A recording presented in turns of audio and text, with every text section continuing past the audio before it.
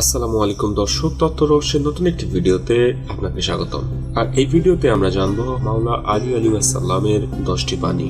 যে লোভে অভ্যস্ত হয়ে পড়ে সে নিজেকে অবমূল্যায়ন করে, যে নিজের অভাব অনটনের কথা প্রকাশ করে সে নিজেকে অপমানিত করে, আর যার জিহ্বা আত্মাকে পরাভূত করে তার আত্মা দূষিত হয়ে পড়ে।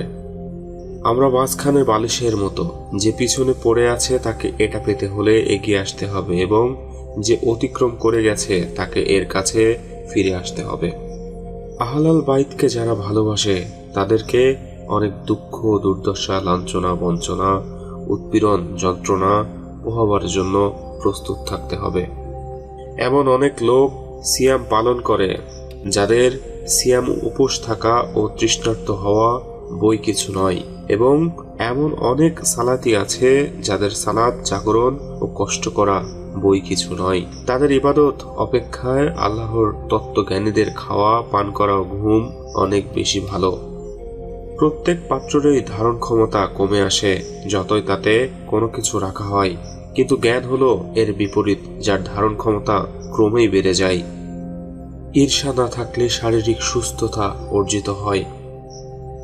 তোমার বন্ধু হলো 3 জন আর শত্রু হলো 3 জন। বন্ধু 3 জন হলো তোমার বন্ধু, বন্ধুর বন্ধু এবং শত্রুর বন্ধু। আর শত্রু 3 জন, তোমার শত্রু, তোমার বন্ধুর শত্রু এবং তোমার শত্রুর বন্ধু। যে বেশি ঝগড়া বিবাদ করে সে পাপী, যে করে না সে অত্যাচারিত হয়। ঝগড়া বিবাদকারীর পক্ষে আল্লাহকে ভয় করা কষ্টকর। জিহ্বা পশুর মতো, একে ঢিলা দিলেই প্রোগ্রাসে গিলে। হীনতম জ্ঞান জিহ্বায় থাকে এবং উচ্চমানের জ্ঞান কর্মের মাঝে প্রকাশ পায়। লোভী লোক অপমানের শিকল গলায় পড়ে। হ্যাঁ, লোভী লোক অপমানের শিকল গলায় পড়ে। এই পৃথিবী থাকার জন্য নয়, যাত্রাপথের বিশ্রাম মাত্র। এখানে 2 ধরনের মানুষ রয়েছে।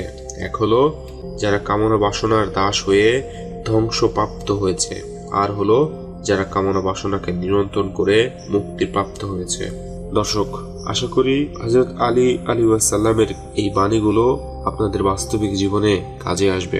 আর আমার চ্যানেলে আপনি নতুন হলে চ্যানেলটি সাবস্ক্রাইব করে আমাদের সঙ্গেই থাকতে পারেন, এবং পাশের বেল আইকনটি ক্লিক করার জন্য অনুরোধ করা গেল।